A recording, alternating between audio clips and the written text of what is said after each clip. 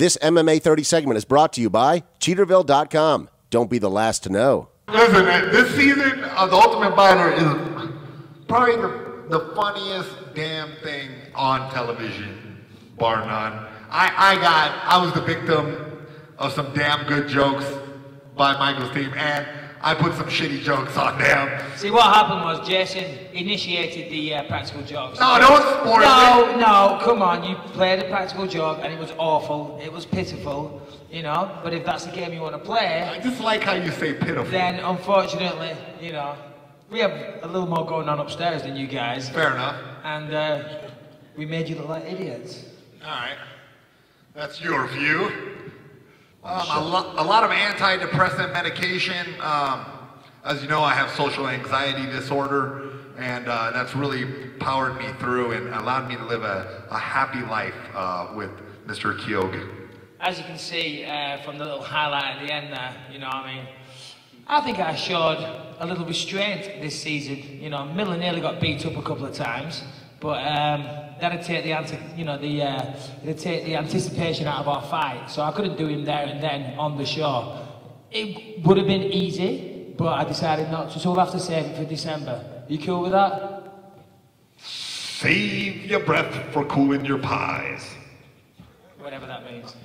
This is what I've been saying in the interviews leading up, you know, to the premiere tonight. I've been saying the whole time that the skill sets on these guys is amazing, that they were all very, very complete fighters coming into it, and all we had to try and do was, you know, structure their training and try and add to their already excellent games. And to answer your question, I think a lot of them are going to go on and have careers in the UFC. I mean, you look at season 1, 2, and 3, you know, there's still a lot of guys on the roster from those seasons that didn't win it. And I think that'll be the case with this.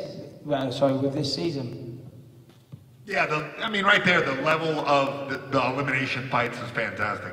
Some of the guys who lost elimination fights could have great careers in the UFC, but, you know, to answer the question, a lot of them. Maybe, I'll say definitely 8 guys should still have UFC contracts after this is all over. There were no losers there.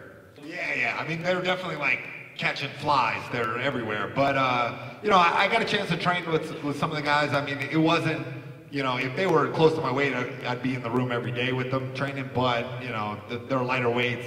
You kind of had to draw from the base that was already there. The team factor was really important. And I feel like, as far as coaching my squad, those guys all work together to build each other up. Well, the most noticeable thing was that season was with Dan Henderson and this one was with Jason Miller. Sorry to point out the obvious there. What was the difference? Well, Dan Henderson doesn't talk and he talks too much. Obviously, we were doing lightweights and featherweights this time. No, featherweights and bantamweights. Last time it was middleweights and welterweights. This time it was Bisping versus Miller. Last time it was UK versus USA. They're all the obvious things. Other than that, you know, I mean, the Ultimate Fighter is, you know, it's a well-oiled machine, and you know, in a lot of ways it was the same, apart from different weight classes, different coaches, different contestants.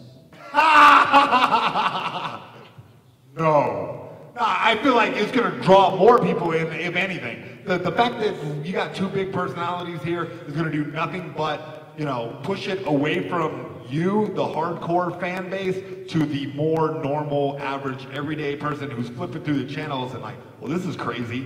Oh, these guys are fighting. You know, that's what you need. I mean, you know, I don't feel like we compromise our artistic integrity as fighters in order to put on good television. And he's really good with words. I am too. We yelled at each other and screamed at each other and made a damn good show.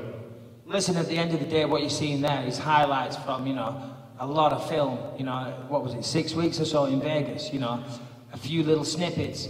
The majority of the time it was hard work in business, you know, but a little bit of fun along the way.